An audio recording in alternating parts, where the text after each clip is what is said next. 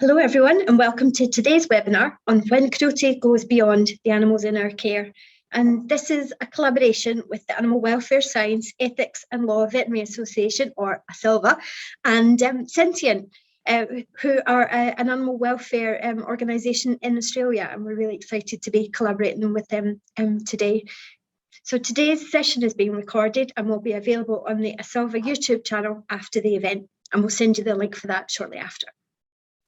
All of our delegates have got their videos turned off and their microphones muted at the moment. If you would like to ask a question, I'd be really grateful if you would use the chat box, and we will try and filter through the questions and get through as many as we can. If for any reason we can't get to your question, we're going to have a number of little discussion sessions, so hopefully we'll be able to address it later on. If you would like to get more information or just make a comment rather than a question, we're happy to take any correspondence you want to give us.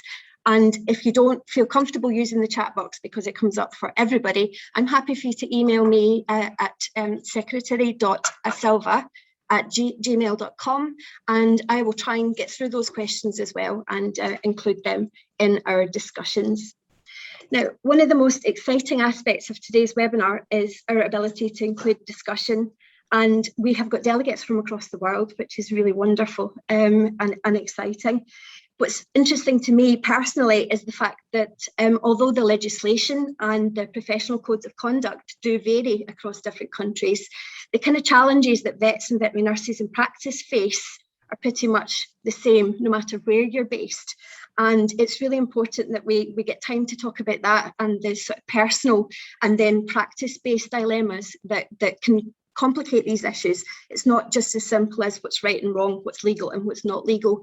There's a lot of personal dilemmas going on with this as well, and it can cause a huge amount of stress, which is something we all want to be reducing, particularly in our own profession just now. Based on the delicacy of this subject matter, we've changed the names and perhaps some of the photographs as well, just to retain anonymity. Some of the images might be quite upsetting and they might trigger some individuals. So if you've been upset in any way or you just want some support, I'm quite happy if you want to email again the secretary awselva@gmail.com, and I'll try and direct you to some support websites. We're really fortunate. There's a number of helplines and there's loads of resources available to people, so please don't suffer in silence and don't be upset. There are people there happy to help you. Okay, introducing our discussion today and giving some background as to where things are, particularly in the UK at the moment. I'd love to introduce our first speaker, who is very much well known for her role as the veterinary director at the Dogs Trust, Dr Paula Boyden. Now, Paula qualified as a vet from the Royal Veterinary College in London in 1992, and she spent several years in general practice before moving into a more technical role in industry. And Paula joined the Dogs Trust in 2010, and she's now the veterinary director there, but she has a particular interest in this link between violence to animals and violence to people. And she's the current chair of the Links Group, regularly involved in undergraduate training on non-accidental injury within the UK veterinary schools. So I'm going to pass over to you, Paula.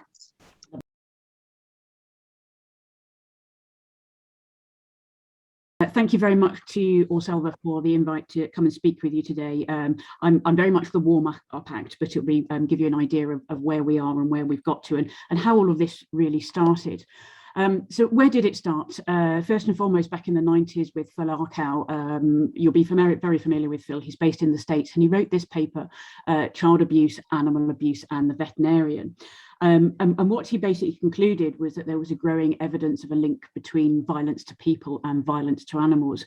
And vets were really important because we see the results of the violence in our animal patients. I think certainly from my experience working with the Links Group, I would extend that to say not just vets, but the veterinary team.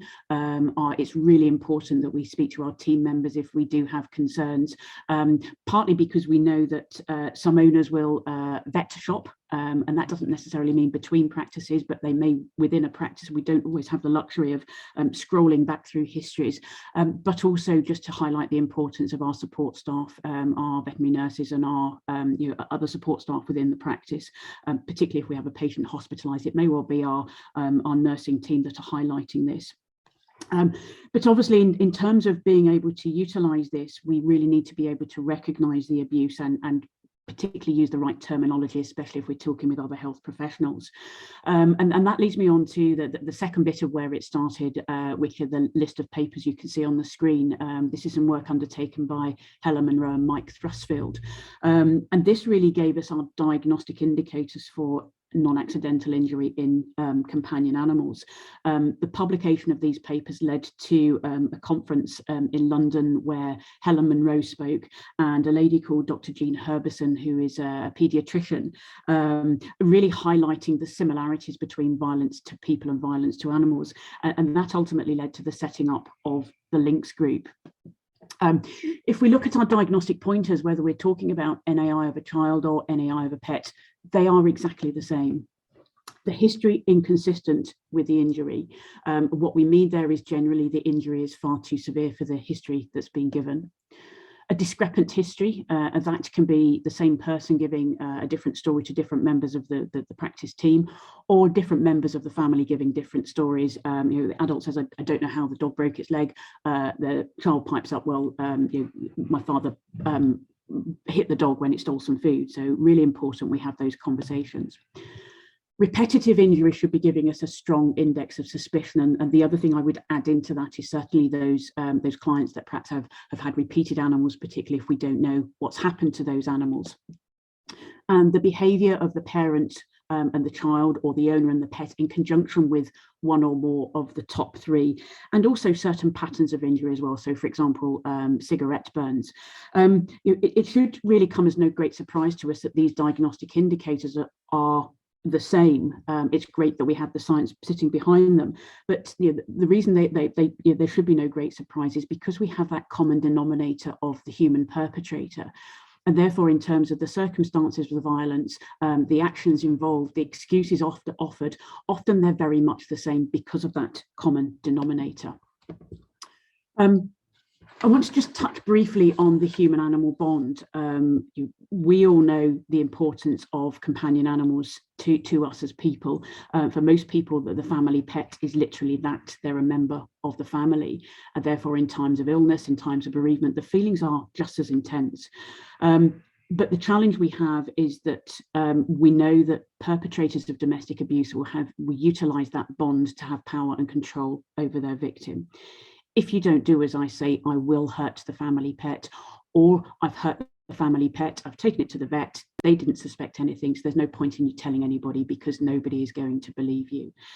We know survivors of domestic abuse certainly will experience at least 35 violent episodes before they get any meaningful help. We also know they'll delay fleeing that violent situation because they don't want to leave their pet behind at the hands of their perpetrator. One of the big things that we do need to make sure that we do, and again from my experience with working with the Links group, is we do need to make sure that our human health colleagues are on board with understanding the bond and how important that bond is. It's very easy to say, well, why don't you just leave? But we know that there are very good reasons why an owner will not walk away and leave their pet behind. So what's happened since 2001, since the Links group was set up? Certainly the Royal College of Veterinary Surgeons has changed our code of professional conduct. This is a massive step forward. So now we are actually allowed to breach client confidentiality, and I'll come back to that in a moment. We've got more referral between professions. It's great what we have. We could always do better with that. Veterinary clinical forensics and veterinary forensic pathology expertise is becoming more and more recognised. And again, what we've been doing over the past 15 years or so is certainly visiting the UK vet schools on a regular basis to speak to the veterinary undergraduates. Those talks have evolved to really pull in the clinical forensics and the forensic pathology and just how important they are. We're really lucky with the undergrad training that MSD Animal Health have supported us all the way through that. So we're very grateful to them to allow us to do that. And then the guidance for veterinary surgeons and other veterinary employees. So this is something that's been produced by the Links Group in conjunction with the British Veterinary Association's Animal Welfare Foundation. We're just reviewing it at the moment, but it's great that we have that, and what it should be used for is really a document for practices to develop their own guidance out of that. In terms of the referral between the professions, the other thing I wanted to highlight again, just encouraging our human health colleagues to recognise the importance of the bond. My Links colleagues, Vicky Bettam and Wendy Snedden, have actually developed an online training module via the virtual college, specifically aimed at human health professionals, to help them with the animal side of things, to recognise the importance of the animals in these situations. The pet fostering services are also available, and I can't emphasise how important these pet fostering services are. Again, we'll come back to that in one moment.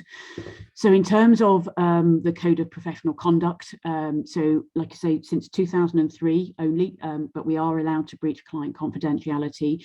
So where animal welfare or the public interest are compromised, we can breach client confidentiality. Now, clearly there are caveats around that, which I don't have time to go into today, but it's important that we have that. This particular bit of the supporting guidance was further enhanced just a couple of years ago to give some specific examples, and you can see here specifically listed: an animal showed signs of abuse, child or domestic abuse is suspected. So we're really fortunate that we have this in our Code of Profcon. And then the other bit, specifically mentioning non-accidental injury. So if you have an injured animal where the clinical signs cannot be attributed to the history provided, please include NAI on your list of differentials. So again, a really big positive step forward.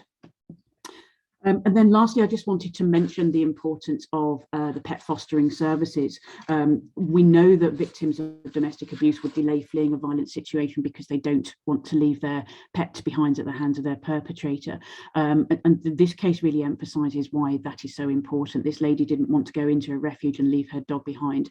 And sadly, her ex-partner took her life because she wasn't in a safe place. We know that the most at-risk time for survivors fleeing domestic abuse is when they actually leave that violent situation. Certainly within the UK, most refuges do not accept pets, and there are good reasons for that, but this is why the pet fostering services are there. Another case we had from my own organisation, Dogs Trust, we run a project called the Freedom Project across quite a big chunk of Great Britain, providing pet fostering. And we had a client who was due to come onto the project a couple of years ago. She'd left the situation, and our team were due to go back in the next day with a police escort to collect the dog. And in the interim, the perpetrator had taken the dog to a veterinary surgeon and had the dog euthanized. And these are the sorts of things that we're dealing with, that emotional distress, that coercive control of victims of domestic abuse. So hopefully that's given you a flavour of where we're at and where we've got to and how it all started. So it's really just to leave you with this quote from Phil Arkow: when animals are abused, people are at risk, and when people are abused, animals are at risk.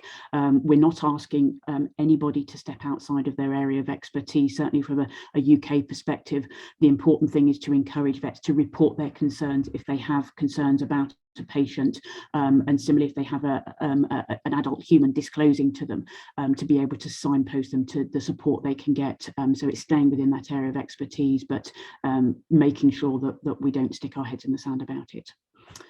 Thank you very much.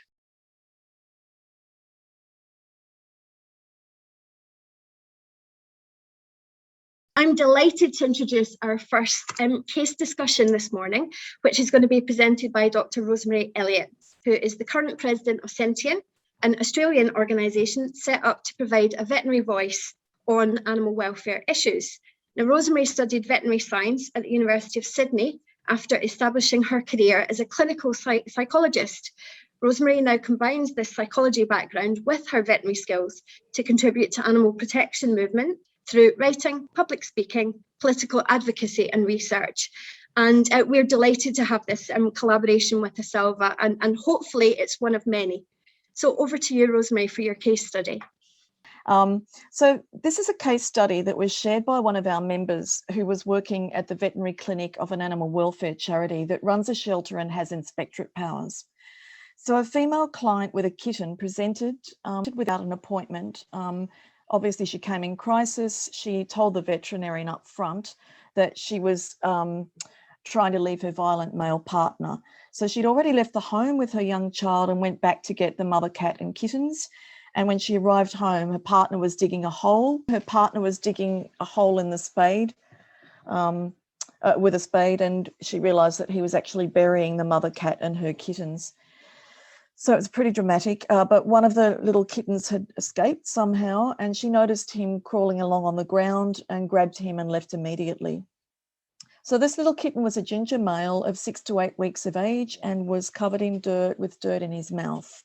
He had multiple injuries at various stages of healing, typical indicators of abuse. There were round scars on his rear leg consistent with cigarette burns, 3 fresh circular lesions on the front legs. They were erythematous and blistering, consistent with second-degree burns, and both of his ear tips were singed and curling over. One eye also appeared opaque, possibly due to scarring from heat. So the client surrendered the kitten because she was moving, although she didn't know where she was going to, and the veterinarian admitted him for pro bono treatment, which was wound care, antibiotics, and analgesia. All right, so this would have been the ideal situation to help a client stay safe and keep her kitten. She disclosed domestic violence, she disclosed animal abuse, and her intention to leave. The evidence would have consisted of her testimony, the kitten's injuries, which were clearly non-accidental, and the family of cats recently buried in the backyard. The clinic manager fully supported a report to the charity that's authorised to enforce animal welfare legislation, and the kitten could have been kept temporarily at the practice until the client found safe accommodation, ideally accommodation that welcomed pets.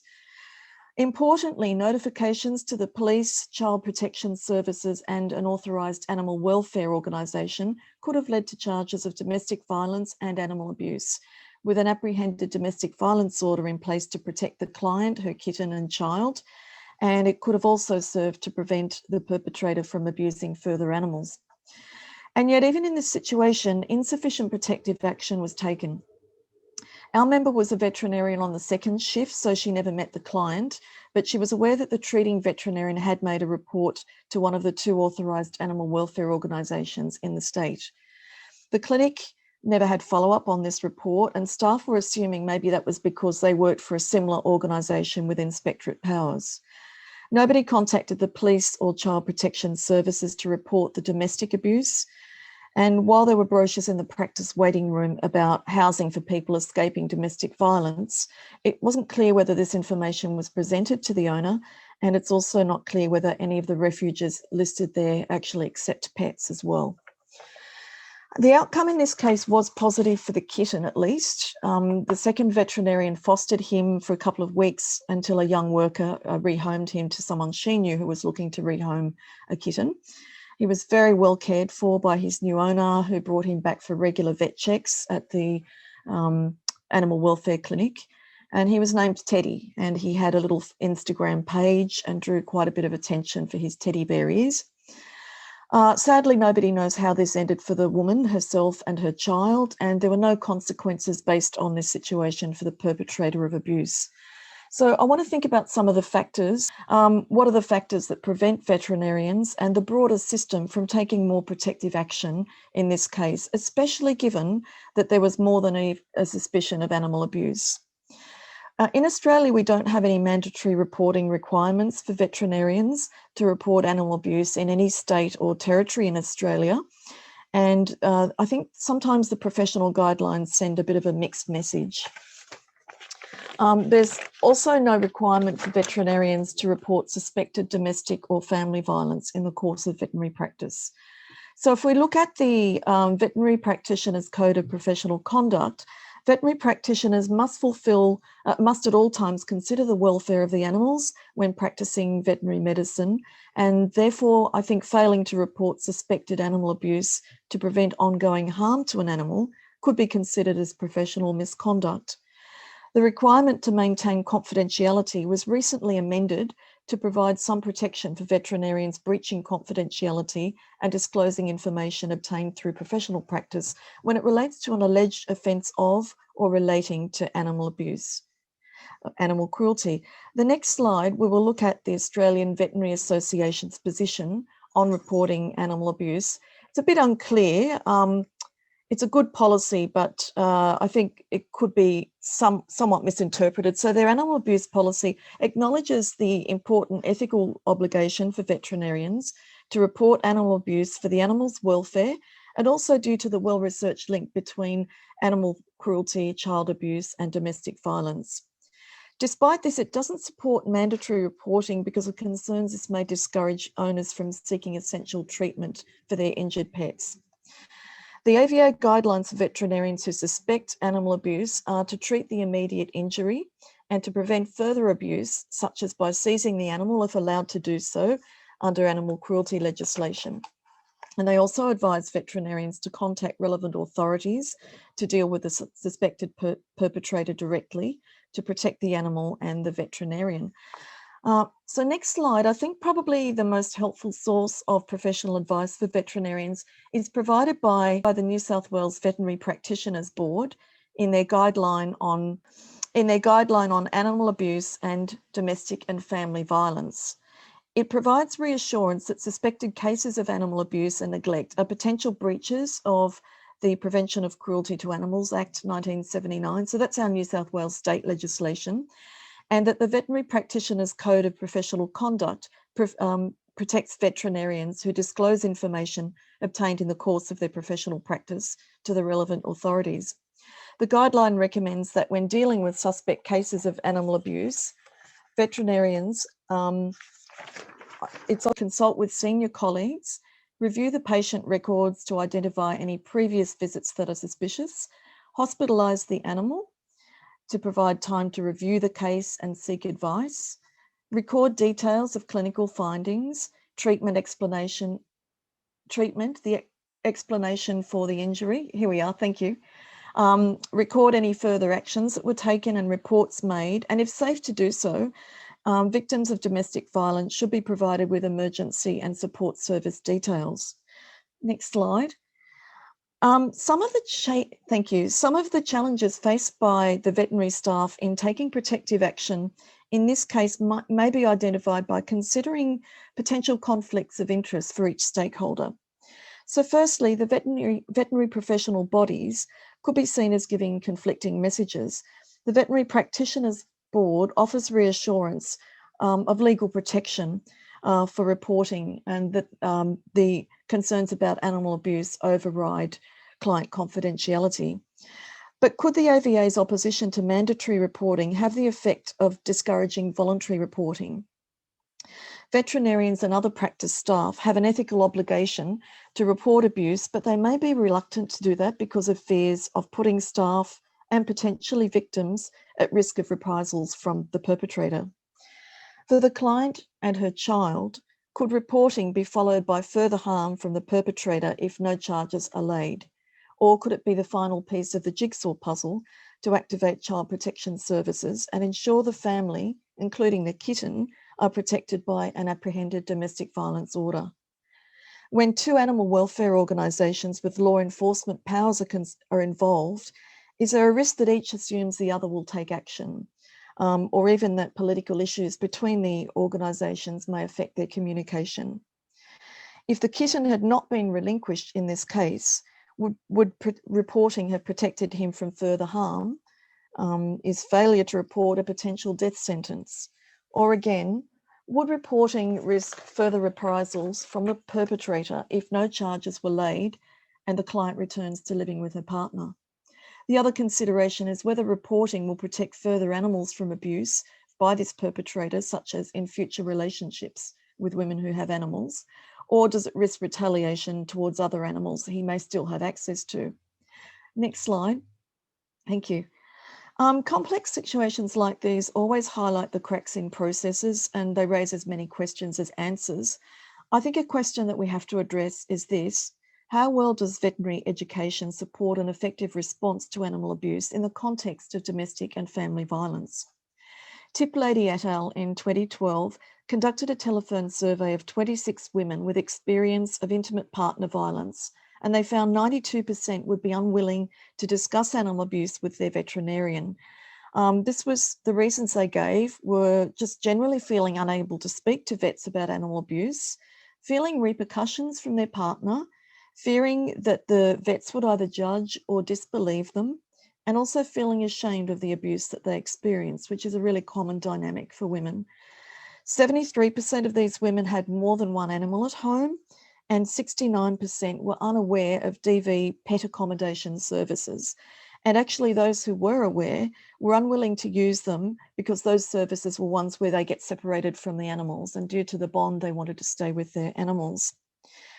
So the next slide, this reluctance to speak to veterinarians in most cases is not really surprising when we review veterinary training.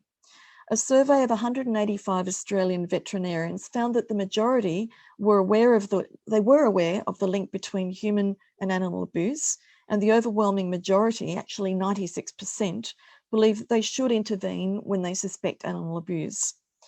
Although 45% believe that they should intervene when they suspect family violence, only 13% felt that they had the resources to offer help, and such as by referral advice. And only 7% believed that veterinary schools provide adequate training in animal abuse prevention. Next slide. So I think obviously this highlights the need for training in interpersonal violence and animal abuse in the veterinary school curricula, just as many medical schools offer that sort of training in family violence. And it also highlights the role of CPD workshops and seminars like we're doing for practicing veterinarians and other staff. So what can veterinaries, practitioners and staff do in practice do to help?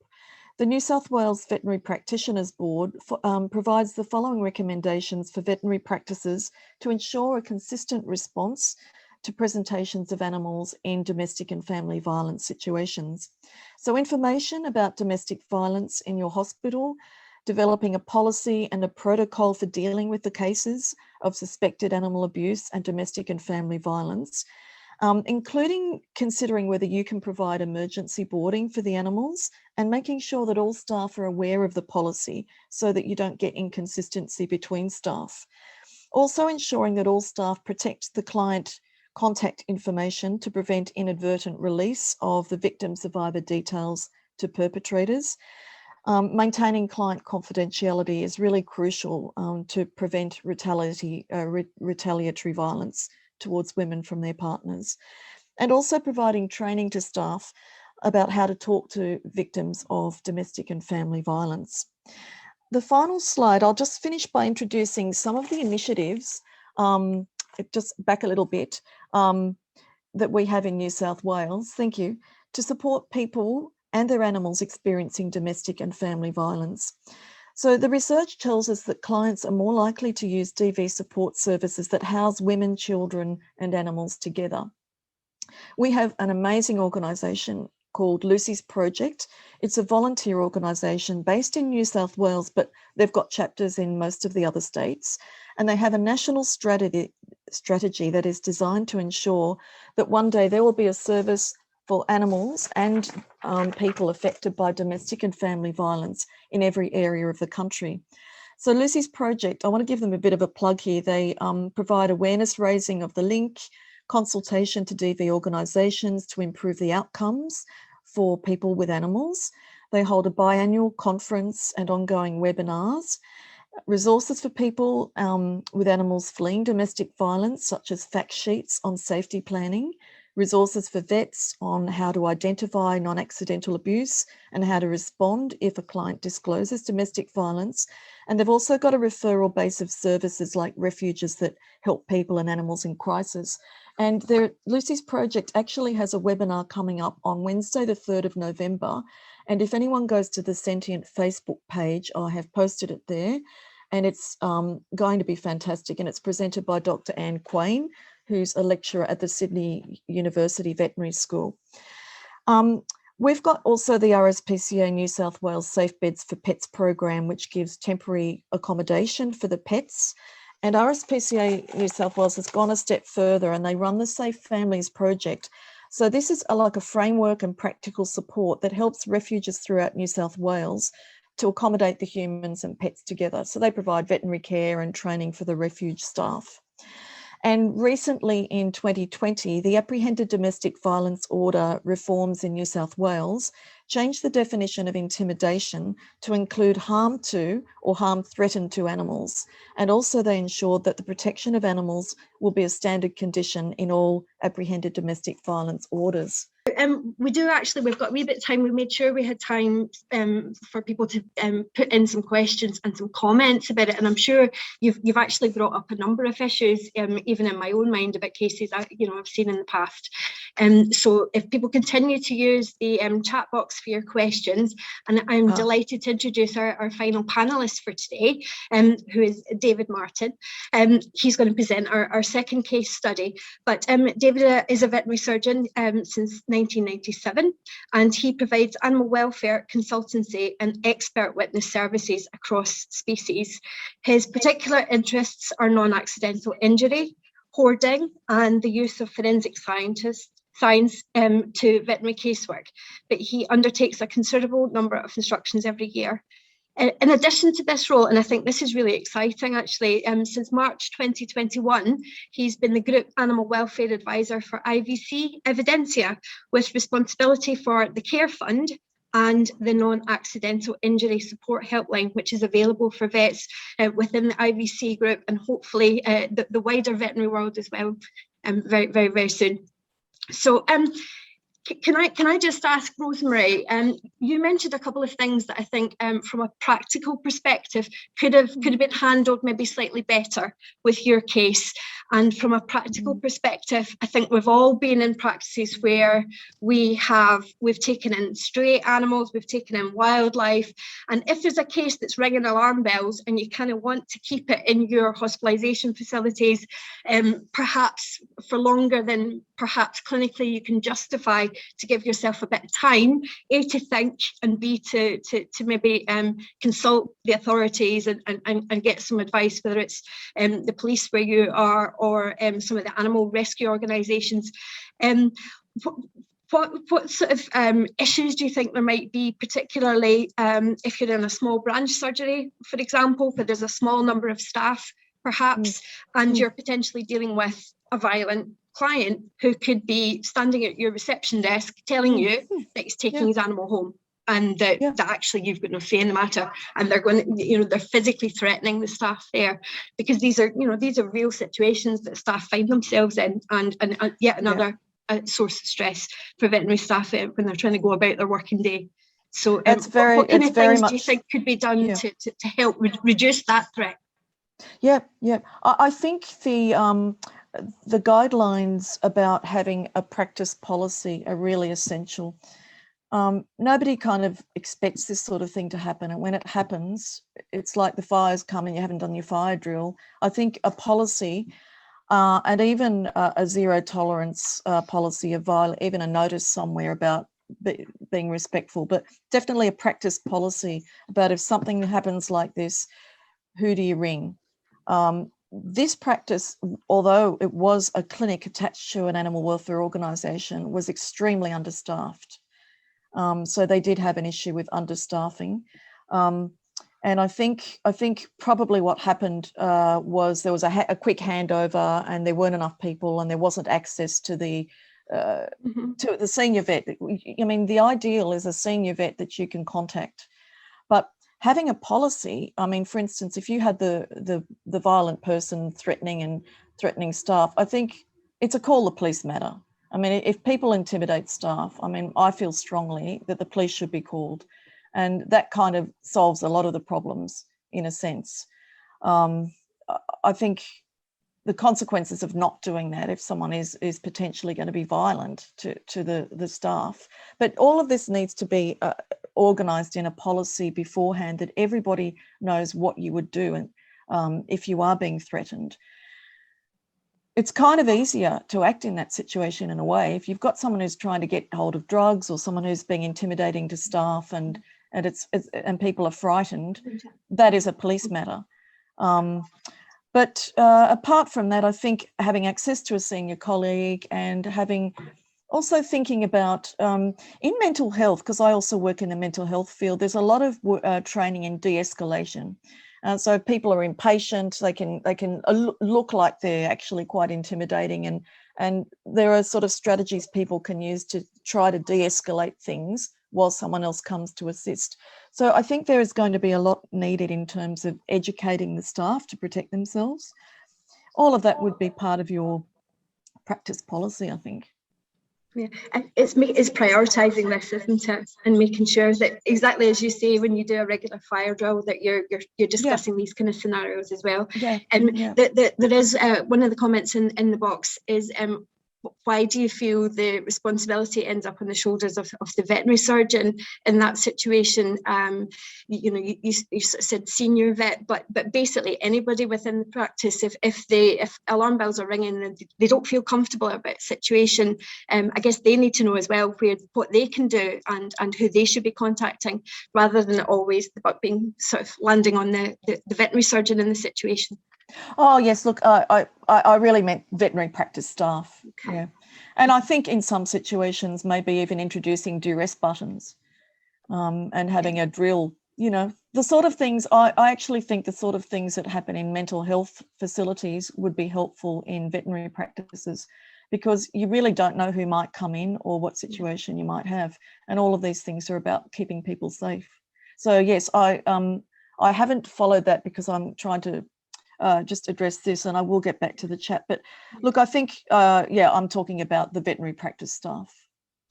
David, one of our other questions in here is about issues with the authorities actually going to veterinary staff and saying, we want a copy of your clinical history, we want to know your findings, and finding that the veterinary practices, for a number of reasons, are not actually forthcoming with that information.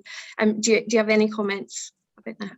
I think, and also pick up on the comments Rosemary's just been making, I think the profession often is reluctant to get involved in these cases, and the profession hides behind GDPR and hides behind client confidentiality, and uses that as a screen to say, we don't want to be involved, we want to bury our heads in the sand. And that's sad, and they don't have but they can't use GDPR, they shouldn't use GDPR and client confidentiality in those circumstances. Certainly, it's one of the dispensations for GDPR for releasing personal details is there's a criminal offence being committed, and one of the guidances from the Royal College is there is a belief that animal welfare is threatened, or human welfare is at a threat as well. So there are perfectly good reasons why vets can release these clinical records. It tends to be a lack of willingness to participate within the investigative process, and a fear of having to turn up and give evidence in court, which stops people wanting to become involved or being willing to come involved. And there's also the great fear that, what if we get it wrong? What if we make a report that someone might be abusing their animal and it turns out they're not? And that gives people real concern, and therefore they don't report it. But in almost every case I've seen where a vet has been suspicious that an animal is being abused, they're absolutely bang on right. Those gut feelings are very, very wrong. Just coming back to a couple of points that were made by Rosemary, I think we get these animals in, we need a bit more thinking time, we need a bit more care, we need a bit more time to make contact with the authorities. Clinically, we don't really need to hold these animals in the hospital any longer. And we worry about then holding them in the hospital. Fundamentally, the clients don't know whether or not the animal's fit to discharge. If you say that animal needs injectable pain relief and therefore it needs to stay with you, that animal can then stay with you. And most clients will believe you when you say that, even if it's not technically fully true, that it could go home on oral, it'll still cope with that. And that just buys you that time. It's what I call the art of veterinary science. And secondly, if you've got a client at the reception desk threatening and saying they're going to take their animal, then they've got to be allowed to take their animal. Do not put human safety at risk for the sake of an animal. The animal gets given to the person and then the police get called. but you don't get into a conflict situation. If they're absolutely ranting and raving and they want their animal back, they have to have their animal back. You make it clear that they're doing it against veterinary advice. If you think it's safe, you ask them to sign a consent form saying that they're taking it against veterinary advice. But if you think you're going to get the consent form ripped up and thrown back at you, don't bother. But as soon as they've left the building, you call the police and let the police deal with that matter. But it's really important that the clients, the staff don't feel threatened. But in my experience is that these people aren't threatening towards veterinary staff. They tend to be bullies towards their victims, but they don't tend to have the bravery to stand up to veterinary staff. They don't want to do this under the cover of camouflage within the private house. They don't want to do this in the public arena. So they don't confront veterinary staff. Very, very rarely does that situation occur. But if it does, give them the animal. Give them the animal and One of the things that I think is also important is the potential for conflict within the actual veterinary team. Yeah. So it may be just hypothetically that the veterinary nurse is mad keen to get on the phone and report and make things happen, and this is terrible and they want something done about it. But then when they go to the senior vet or the practice manager or the senior decision makers in the practice, they find that they're very reluctant to be getting involved in these kind of situations. They're worried about business, they're worried about responses on Facebook potentially or in the community. They might even be worried about retaliation at a later point, so broken windows or actual threats to the practice building.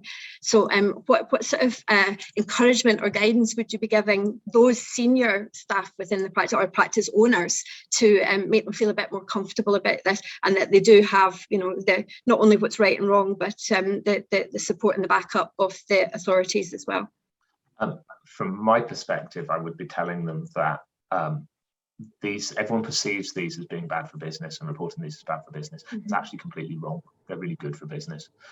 Clients are really glad that you're the veterinary professionals prepared to stand up and be counted and to call these people out. And you'll gain way more clients from being seen to be pro-animal welfare and prepared to stand up for these cases than you will by sweeping them under the carpet and retaining the one client that you don't want in the first place. I think certainly within the UK, what we've seen within AWSELVA Evidencia and now starting to run out across the profession is the opportunity for people to speak to someone outside their practice and have their suspicions confirmed as genuine, and yes, we need to do something about this, or maybe there's not quite enough there yet. Let's just keep a really close eye on monitor this situation, and being able to work those concerns and worries through with someone from outside the practice, and get that advice gives them the confidence to make those decisions themselves. And where that's a nurse or a junior member of the team, to be able to say that they've spoken to someone outside the practice who's got professionalism, specialism in this area, almost as if they would seek to ring a referral practice and ask for advice on how they should handle a difficult case. They then feel more confident going back to their bosses and saying, look, I've spoken to someone who knows what they're talking about. I've spoken to these people. They say this needs to be reported. And then that makes it much, much harder for the senior professional member to say, no, we're not going to do that. And that person can always then ring and get advice and discuss the case through as well. And certainly we do that on a fairly regular basis. We'll talk to more junior members of staff and then subsequently speak to a more senior member of staff or a management from somewhere else in the practice, and be able to reassure them that this is a genuine concern and they are right to be reporting this and they don't need to be worrying about comeback on the practice, that they need to do what's right.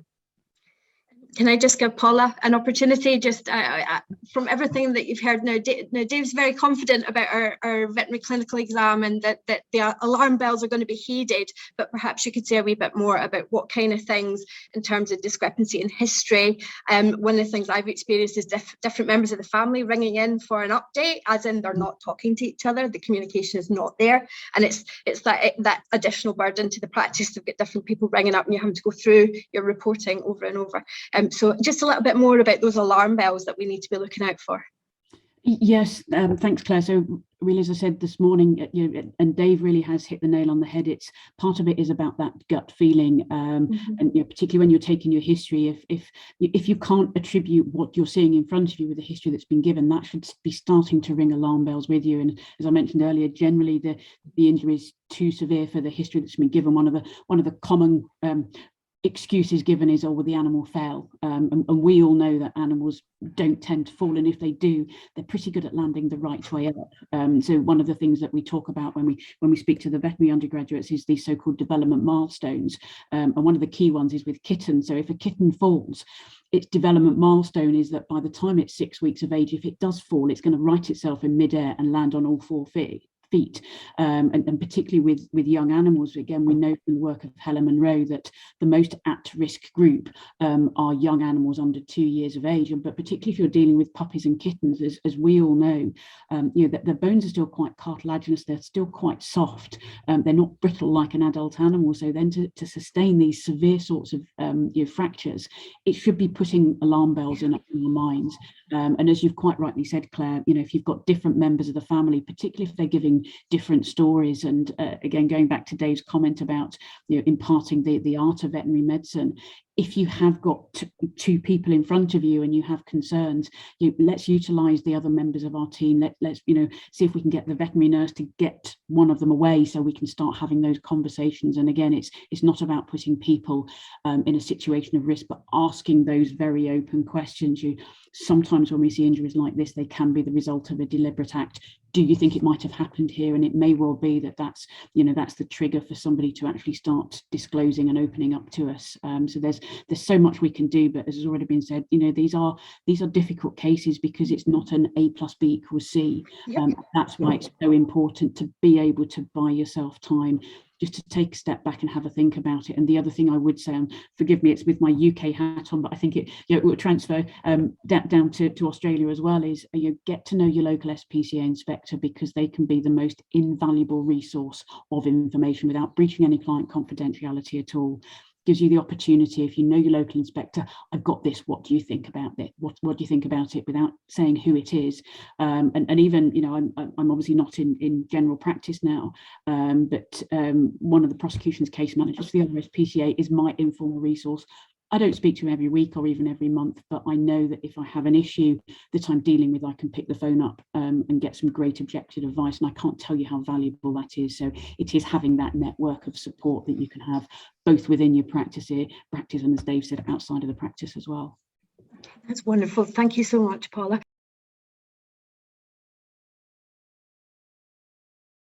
So this is firstly, thank you for inviting me to speak to both organisations. This is a true story that has had names and places changed for obvious reasons, as you'll see as we go through. And it really shows why practices need that support, in my view, and why practices sometimes struggle with these cases. So we'll start off with the four kittens form part of this case. The initial two are Gin and Whiskey, and Gin initially presented to his practice on the 2nd of January, a nice Christmas kitten, came in for his first vaccination with his brother Whiskey, and there were absolutely no concerns at first vaccination. But within a few days, but quite a few days, the owner rung up to report that he was groggy following his first vaccination, and that caused some concerns as to quite how long it had taken for this vaccine reaction in inverted commas to appear, but nothing really was thought about it until the 14th of January. There was a further call to the practice as an emergency, saying they'd found Gin dead. They said he appeared to have knocked over a recycling box, collapsed, possibly had a seizure, and then died. Advice was given about CPR, but it was very obvious that he was beyond hope at this point, and it was felt to be unusual and felt to be strange and felt to be a matter of concern. But sometimes accidents happen, so it was chalked up to experience by the practice. So Whiskey, the second cat, again had his first vaccination on the 2nd of January and was all okay. He came in post that Gin having that funny turn, and then Gin being found dead, and was given a check over to make sure he was all okay. Because the clients were sort of a little bit wobbly about it. They were sort of part blaming the vaccine, they were part blaming the recycling falling on the cat. But anyway, it was suggested, look, let's get Whiskey in, let's make sure Whiskey's okay, and Whiskey was all fine then at that point. But 1 week later, he presented acutely lame on his right hind with a fracture of his tibia. No real mechanism was put forward to this, and this is a kitten that's kept in the house. No one could explain quite how he'd managed to fracture his tibia. It was surgically repaired by the practice, and a post-op check, everything was going fine. Up until sort of 3 weeks post-op, no worries. There'd been a little bit issue about bandages and whether the bandage was being properly managed within the house, but nothing that you would cause you to be really concerned about it. But then on the 15th of February, he was presented for his post-op check. He was lame again, and it was reported there'd been a small amount of blood found on his bed, but they weren't really very clear as to where this blood had come from. There was some suggestion it might have been from his mouth or his nose, or perhaps it was from his bladder. No one really came up with an explanation as to why, and to be fair, the vets didn't really question it particularly at that time. So Whiskey then carried on, and on the 23rd of February, the owners initially reported that he got a kink in his tail, and 2 different mechanisms were advanced for this by the owners, with the female partner saying that Whiskey had been in the bedroom alone, and that she'd gone into him and just noticed that his tail was very limp, whereas the male owner had said he'd been in the hall alone, and that there was nothing in the hall that could possibly have caused an injury to his tail. 2 kinks were initially identified on examination, approximately 2 centimeters apart, and his tail was very slightly swollen. But he was treated symptomatically. He was given non-steroidals, told to come back in a week, and the vet postulated that perhaps his tail had been shut in a door, but was slightly concerned as to why no one was reporting this. Cat came back 2 days later, and the tail was now hanging off and was only attached by this bit of tendon. And this started to cause some significant concerns within the practice. They amputated the tail, they tidied it all up, but again, no one really questioned as to what was hanging on, what was going on, as to how this tail that had got an injury had now got so severely worse in literally 2 days. It's completely unexpected.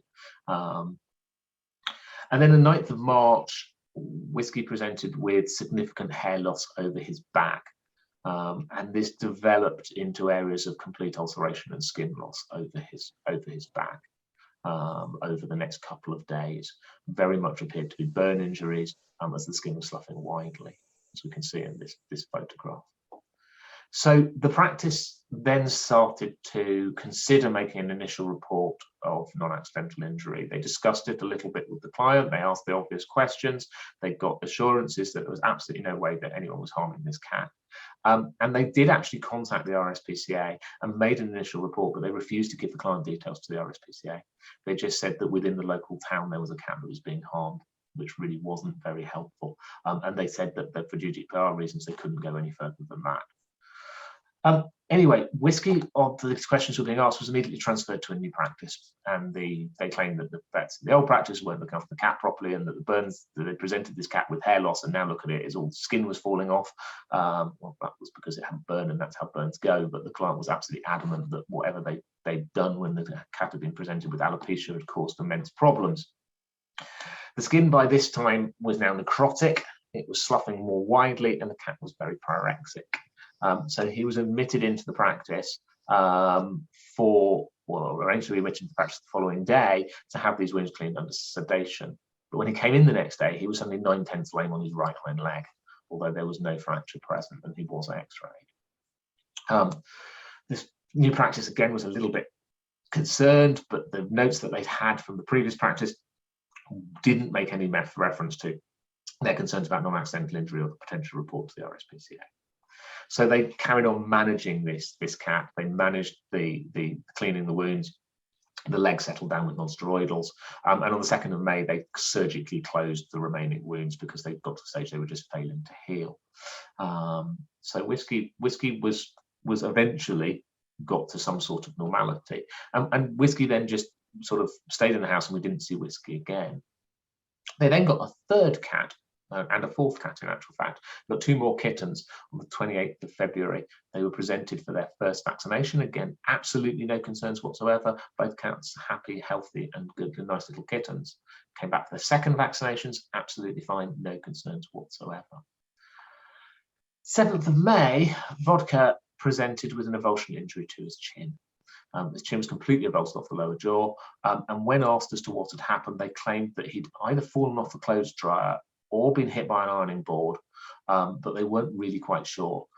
What was noted at the time that the injury was at least a week old and had started to heal, but was healing very poorly. Corrective surgery was performed. The chin was reattached using retaining sutures around the canines. Unfortunately, because the canines were deciduous, the cat promptly lost his canines and the whole surgery had to be repeated because the chin fell back off again. So this poor cat had a couple of surgeries there. But whilst after the first surgery, he was presented with a fractured dislocation of his tail. And this was a really extreme fracture dislocation. As you can see from this radiograph, that's one hell of a distraction. No explanation could be given at all about this initially. They just had absolutely no reason why this cat's got such a significant injury to his tail. And later on, it was suggested that maybe he'd managed to fall off the back of the sofa and get his tail somehow stuck between some crates that were stacked behind the sofa.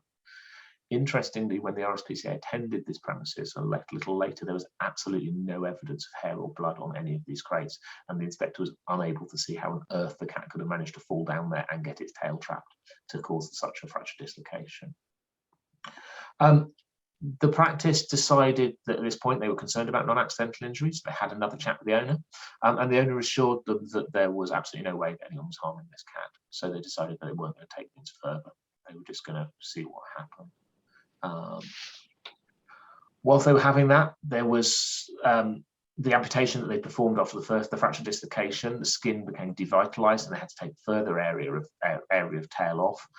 It was unclear to them at the time whether this was due to interference with the wound or whether it was just poor management and the cat not keeping its buster collar on and the cat being allowed to self-traumatize. But by shortly after that second one, the cat was reported to have been found dead in the kitchen.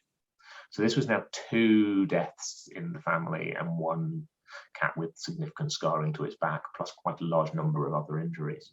But the practice was still fairly certain that this wasn't non-accidental injury. They were happy that what the client was telling them was the cat was safe. Anyway, Rum was the 4th kitten that was acquired at the same time as Vodka. This thing seems to be automatically advancing itself. I'm not sure why. So he had his vaccinations at the same time as Vodka, absolutely fine. And then following the death of Vodka, they transferred to a 3rd practice and presented Rum on the 27th of June to this 3rd practice. There was no history and no admission about the other 3 cats, with 9/10 lame on his left hind. Initially, he was given a couple of days non-steroidals. They couldn't feel a fracture, but subsequently he was x-rayed, and obviously there's a fractured femoral neck. There was no explanation provided as to how the cat had fractured this, although there was a claim at one point that perhaps Rum had knocked a chair over and that they'd come in and found him hiding in his litter tray. The practice at this point then made inquiries of other local practices to anyone who had seen these clients and what was going on, obtained the history from the other 2 practices and reported to the RSPCA. So we've got multiple injuries over time on multiple cats. We've got inconsistent history in relation to the injuries, and very inconsistent history when we've got history at all. Some of the injuries just have no history attached to them whatsoever. The mechanisms that have been advanced, I think, were clearly incompatible with the injuries. And as I said, some of the injuries there's no mechanism whatsoever, despite these are house cats living in a small house. Well, it was actually a small apartment. The history was discrepant. It changed repeatedly between tellings and between different people telling the history. You could never get a straight story out of any of them. And there was obviously a history of previous injury or deaths of animals in the family. By the time you got to Rum, you've got 2 previous dead cats. Neither of the owners had ever had animals previously or never admitted to having animals previously, even as children. We got no history of a road traffic collision or other possible significant accident. Remember, these are house kittens. And we've clearly got repetitive injuries and fractures are featuring incredibly prominently.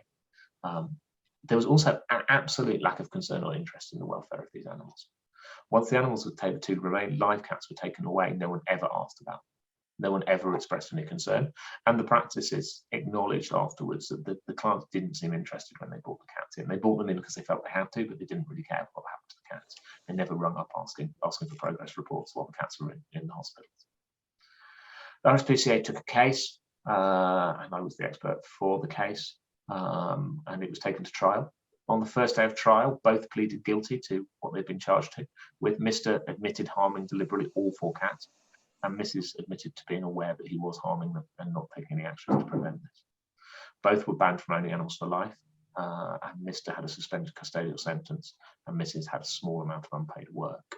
I think the key point in this is that this was before the new sentencing guidelines, sentencing bill came through in this year, and I'm certain that Mr. would have had a significant custodial sentence if this had been sentenced any time this year or in the second half of this year. The important postscript from this is that following their conviction, social services took their child into permanent foster care. They had been concerned about the child, and there had been evidence to suggest the child had been deliberately harmed previously, but the social services had not got sufficient evidence to take the child away at that time. They just put them under some sort of protection order. But it was the conviction for the animal cruelty that was the final straw that allowed social services to convince the family court to provide a permanent home and permanent placement for this child. So not only by the veterinary profession making these reports did we save cats, we also saved a child. But I think it's very clear from this case study the difficulty some practices have in identifying these and being confident enough to report them. And it's a sad state that two practices were obviously considering non-accidental injury, but weren't able to take that final step and report it. Although it is encouraging that the third practice was the one who immediately identified something going wrong on that first step, contacted their local practices, got all the history together and immediately reported it to put a stop to this.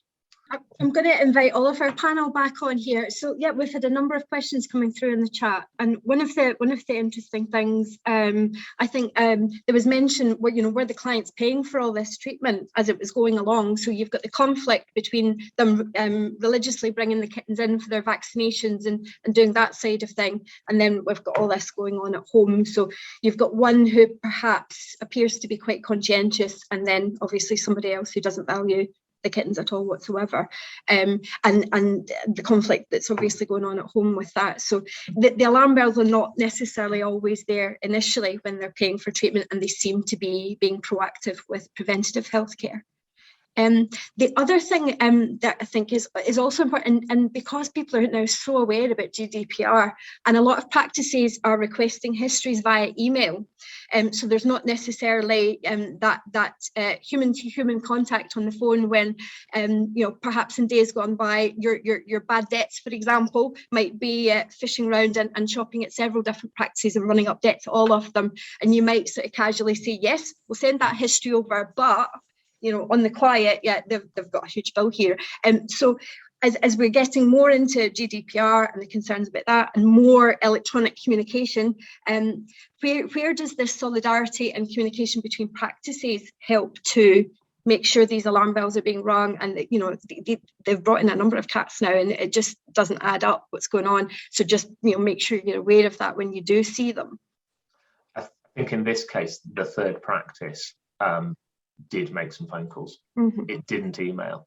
It rung its local practices. It asked a few questions, vet to vet.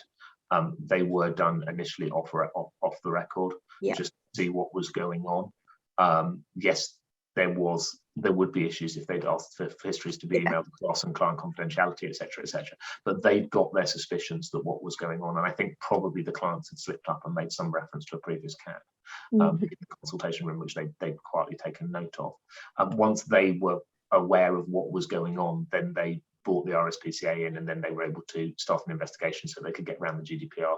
And I think both practices had their suspicions this was non-accidental injury, and were concerned about this. And hence they were quite happy to then release their records when they knew someone else was saying this is we've had the same problem with these people, we think this is non-accidental injury as well.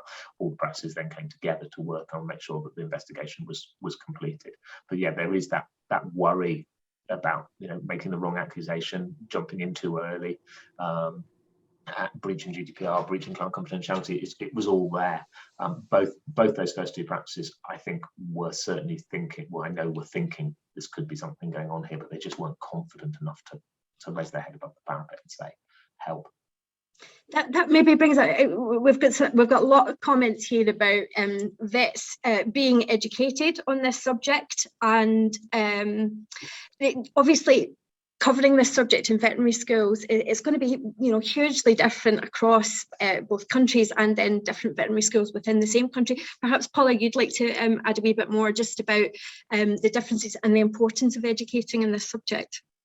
Yeah, thanks, Claire. This is hugely important. So we've been speaking at most of the UK vet schools for a number of years now, and certainly over that time it's transitioned from something that was voluntary to a part of the curriculum now for a number of the schools, and I think that's really positive. Dave and I are actually sitting on a group hosted by Scottish SPCA looking at veterinary education, because when we go in, and I'm incredibly grateful to the vet schools that despite their scrutiny of the curriculum, that we have still been invited back. So it's recognised how important this is, but to actually start having this sort of theme that goes right the way through the curriculum, and really, as you've alluded to, part of it is those really important communication skills. So I think that there was a comment in the chat about being able to ask those non-confrontational questions, those open questions, to try and elucidate what's actually happened to the animals.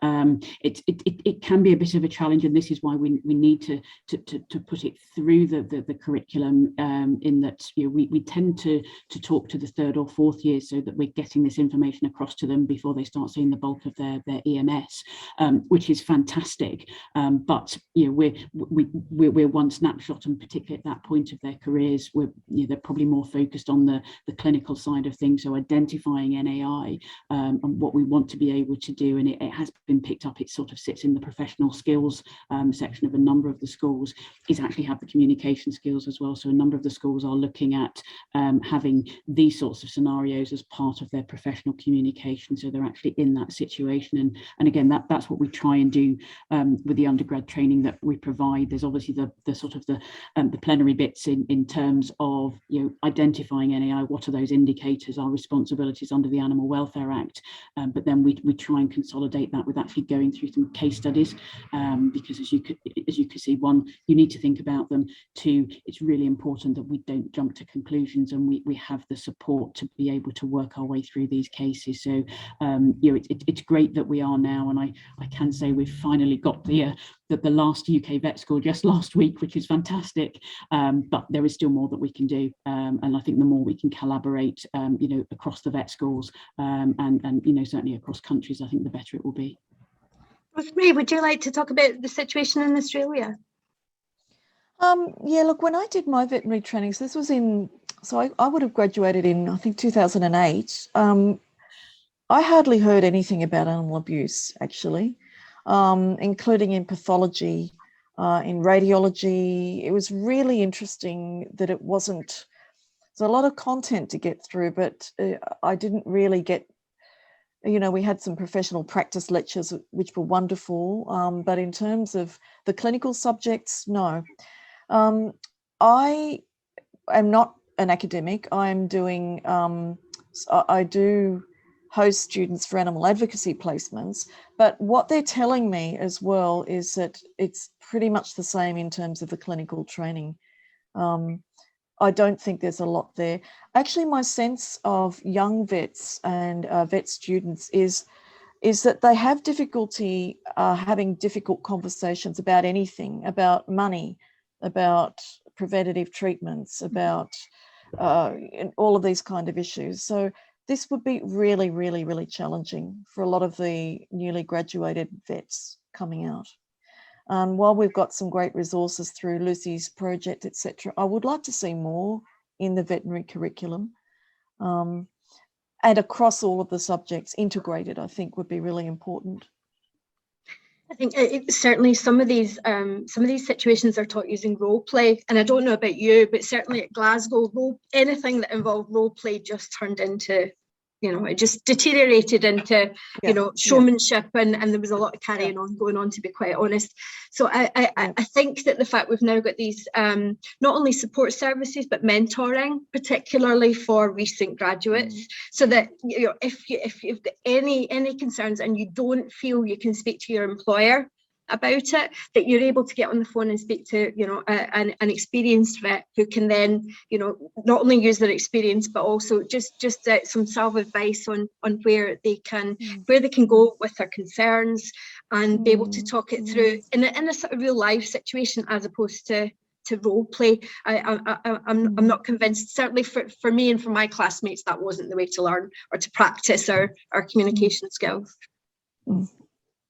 Okay, and there's been some interesting discussion about farm animal. Dave, I'm assuming you do see farm animal cases where there's abuse on a farm, and then we discover later on that there's domestic violence as well.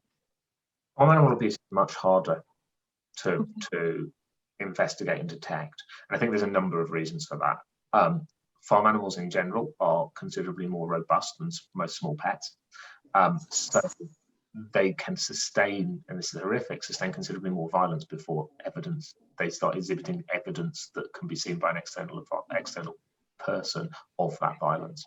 So fracturing a cow's leg is going to take one hell of a series to be able to so we maybe they can get away hiding things more easily, because lameness and pain associated with bruising just gets chalked up to lameness for other causes, and hence we don't see it.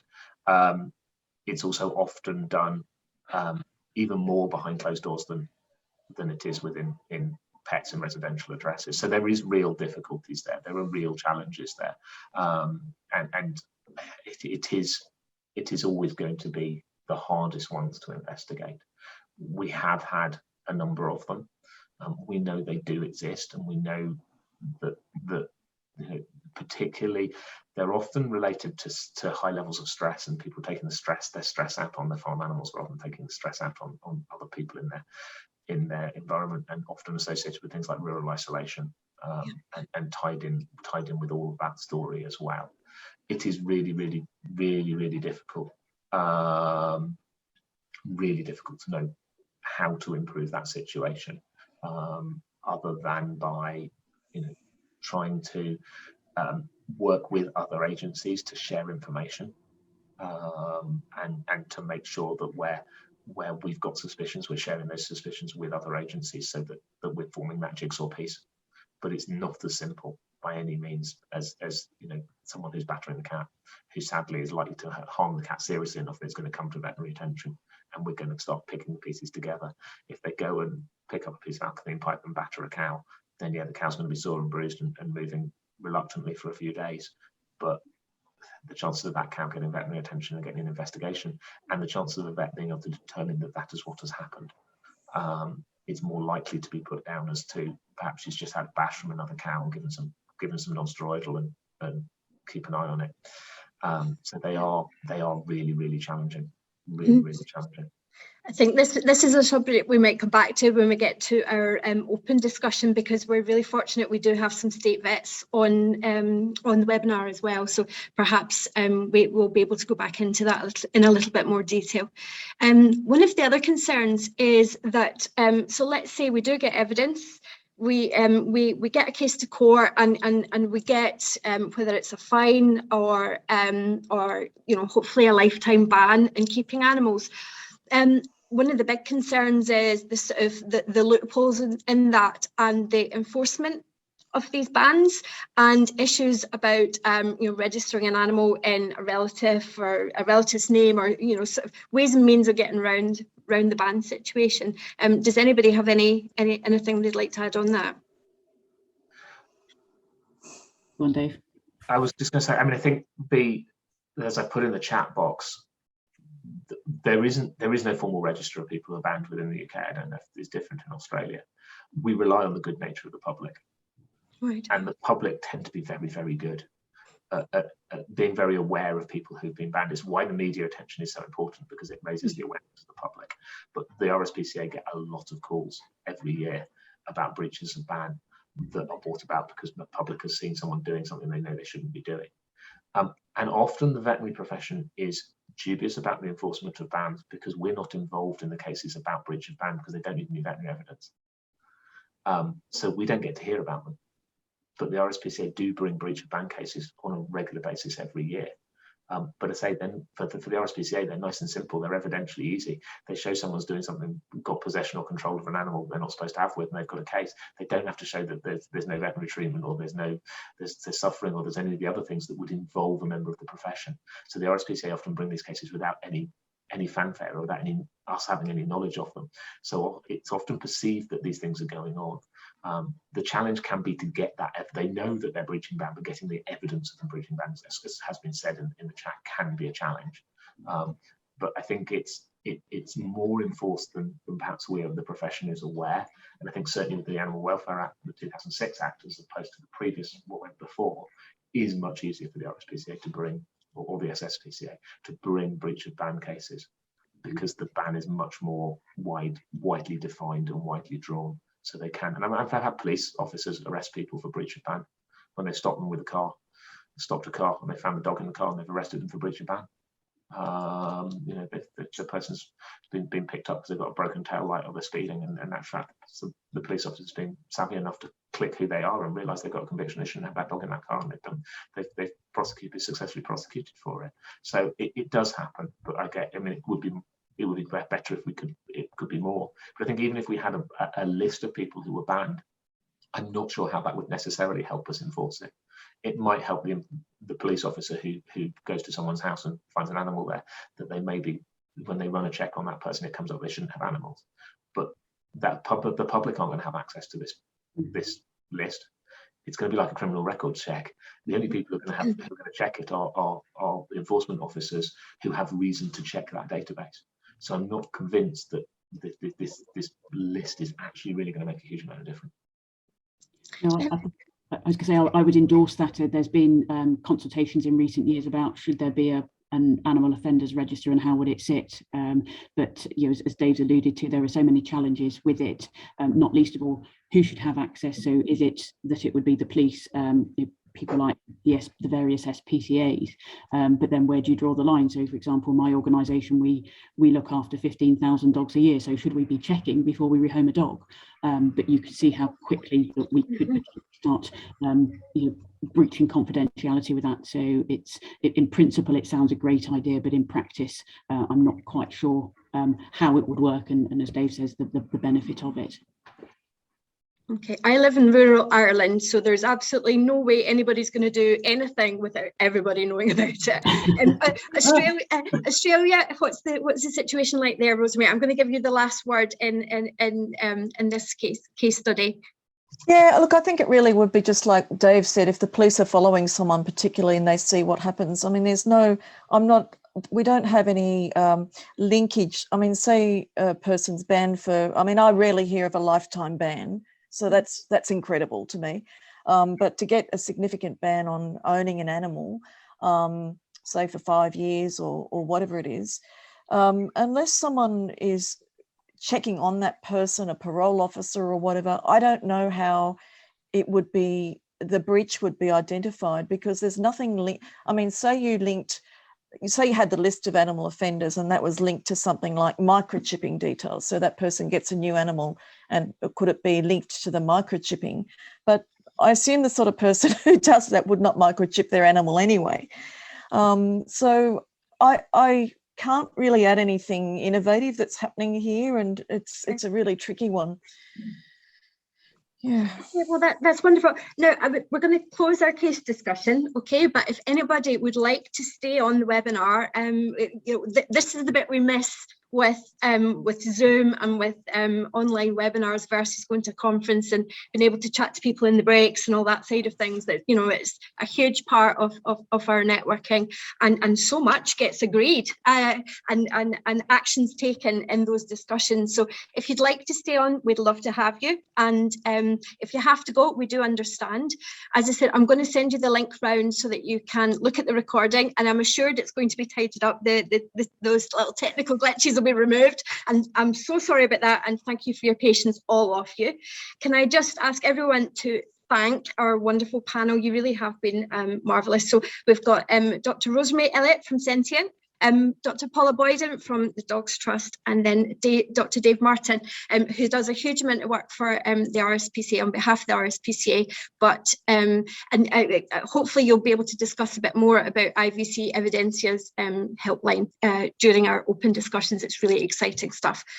So we're going to close the official part of the webinar now, and if anybody would like to ask a question and you're mad keen to get your video on and to actually talk to the panel directly, we're happy for you to do that now.